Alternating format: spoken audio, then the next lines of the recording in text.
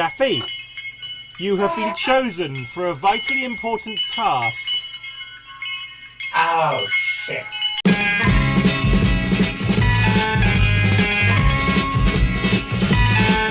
You've got to fight for what you want, for all that you believe. It's right to fight for what we want, to live the way we please. As long as we have done our best, then no one can do more. Hello. Welcome to the Flashing Book Podcast. It's nice to see you've got someone with a crow stuck on his head in your hand. You mean Brian? Yeah. She's being very rude, isn't she, Brian? Yeah, anyway, so people like some of the VidiProgs when they've got people on. Some of them like the Muppets. So we thought we'd try mixing it up a little bit. That way, we can piss off the maximum number of people. Yeah! Yeah! Yeah! So there. Yeah. Yeah.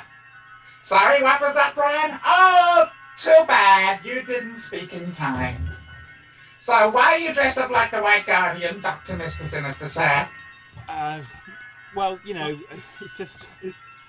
To be honest with you, I didn't have time to change. What would you have changed into? Lizard or something? If you're wondering what all this noise is, Tango's just discovered my box. Okay. So things are about to go very wrong.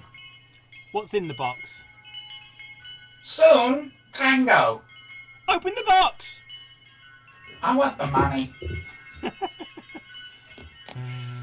Hang on a moment. Tango! Tap, tap.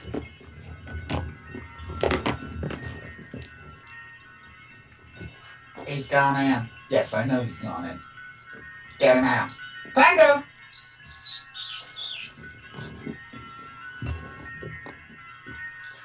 I think he's gonna stay there. He better not claw my chaise lounge.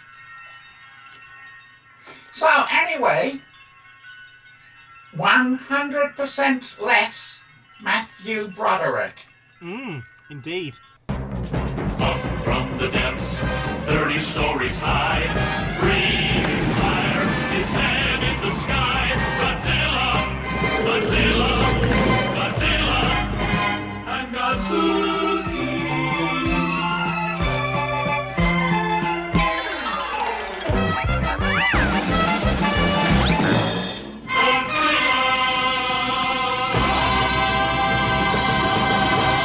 Tell us about it.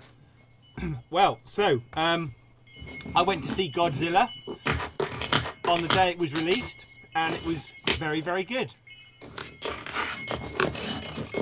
What else would you like to know? And that's that for this. Can you hear Tango? Very much so, yes. Yeah.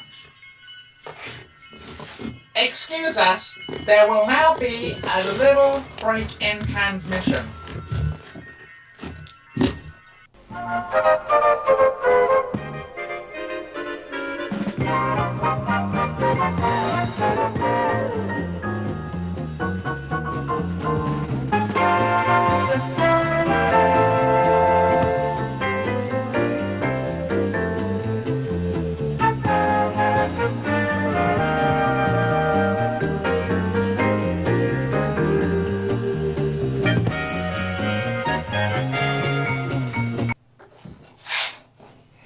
So anyway, that's that done.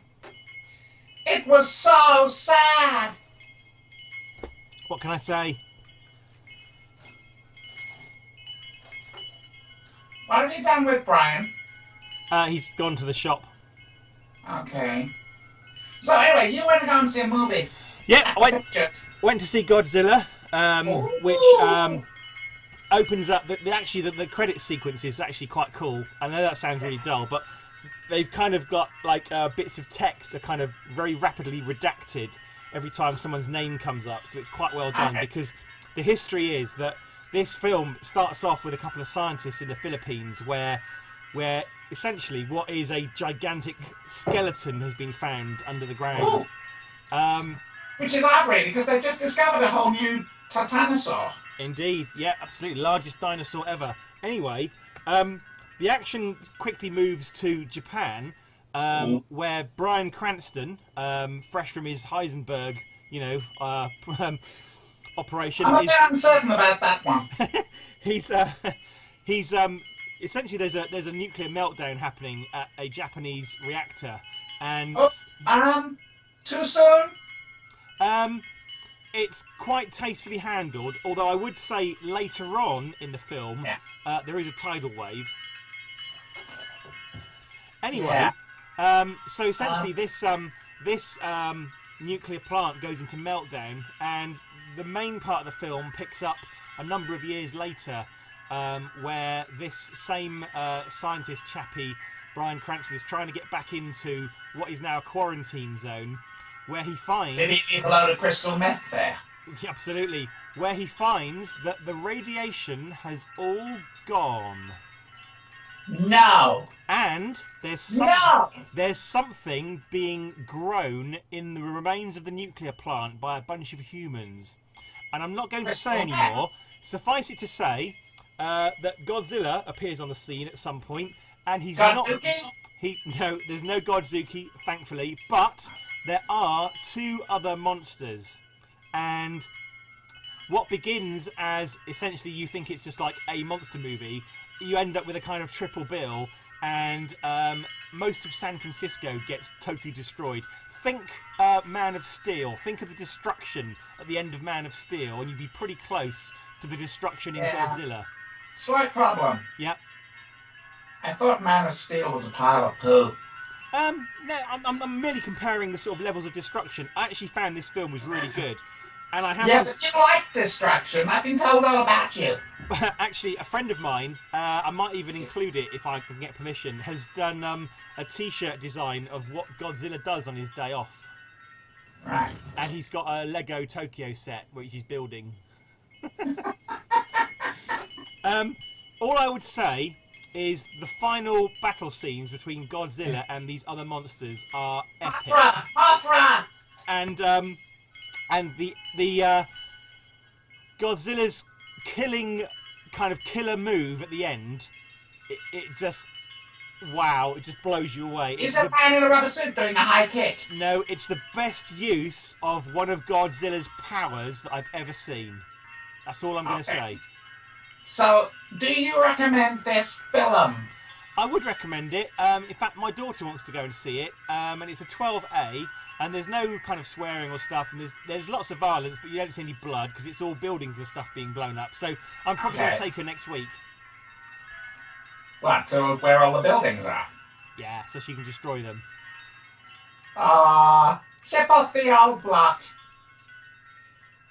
Worrying. Anyway, so yeah, I really enjoyed it, and it was really, really well done. It was a good film. There's one thing I would say is the central character is a little bit bland, shall we say? Yeah. And the only it's a disaster movie. The only problem I have is that this guy he works for the Navy. Yeah. He's an expert in disposing of IEDs, which I thought was a bit weird for a naval job. And here's another thing. Yeah. At one point in the film, he does a parachute jump, and not just any parachute jump, it's a high altitude, low opening halo jump. And I've got to ask the question, do Navy officers routinely train in parachute jumping? Well, to be fair, there's all sorts of offers that you can do, all sorts of courses. It just seemed a bit weird, but I was convenient, more like. It was convenient, but I was prepared to let it go.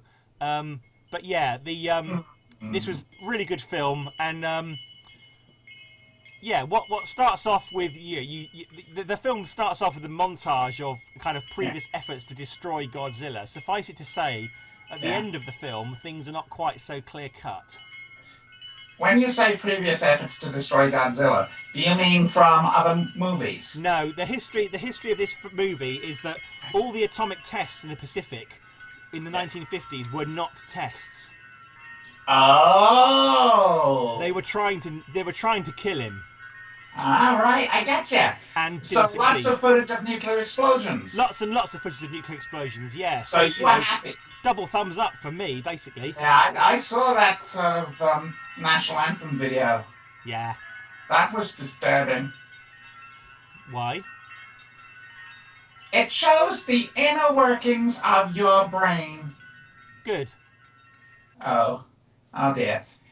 Okay, so thumbs up then. Definite thumbs up, yes. Right. So what happens if I don't do this task? Task? Oh. The task you were going to send me on. If you don't do this task, Yeah. nothing. Nothing Good. will happen to you. Good. Ever.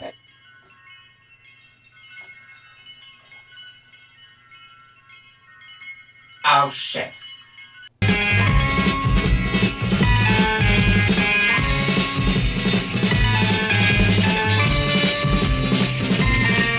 You've got to fight for what you want, for all that you believe.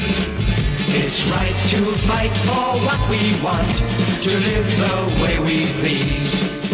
As long as we have done our best, then no one can do more. And life and love and happiness are well worth fighting for. They're well worth fighting for.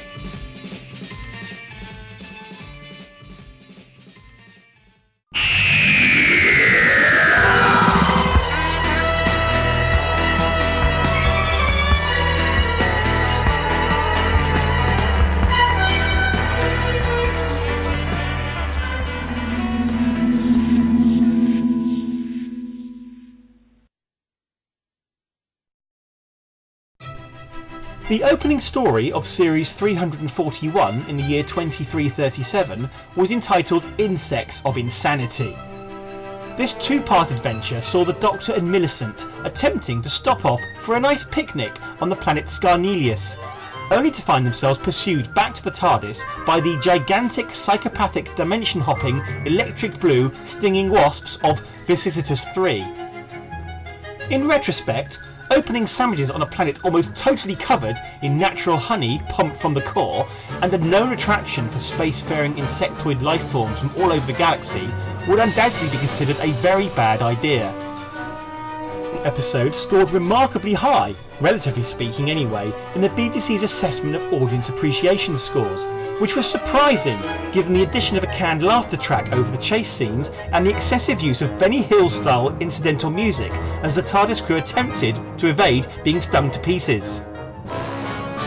However, Episode 2 did not fare so well, and this was undoubtedly due to yet another televisual experiment by the light entertainment-oriented producer Jeff Cambridge Smythe. This episode saw a lengthy sequence which was set in the Scarnelian honeycomb caves, into which our heroes attempted to flee from their mental six-legged pursuers. At seemingly random intervals, gauged to limit as far as possible the amount of disruption to the pacing and dramatic impact of the story, the Doctor and Millicent would encounter metal doors controlled by computers which would block their way. To add an air of interactivity to the proceedings, Cambridge Smythe had decided that if the Doctor and Millicent were to proceed, viewers would have to correctly answer one of several multiple-choice general knowledge questions which would flash up onto their screens. Viewers had the options to press a red, green, yellow or blue button to answer the questions correctly. Answering each question correctly would see the episode continue and give viewers the options to rack up huge cash prizes to boot. Unfortunately, an error in the interactive features of the technology of that day meant that failure to answer the questions properly would cause the viewers' televisions to explode. To be fair, this latter fact was unknown to the BBC at the time, and since a prior audit had determined they could not afford for any more than a dozen or so winners to claim their prizes, engineers had rigged the system to avoid having to pay out too much money by escalating the difficulty of the questions as the episode progressed. As the subsequent police investigations and criminal trials would reveal, no one even got as far as the nigh on impossible final question without suffering the forcible and violent failure of their TV sets, and 302 people lost their lives in either the initial explosions or the resulting fires. Even now, nobody knows how this Doctor Who adventure ended, and no one particularly cared anyway, since the conflagrations had decimated what was left of the hardcore Doctor Who fan community. A tribute to the fallen can be seen to this very day in Trafalgar Square.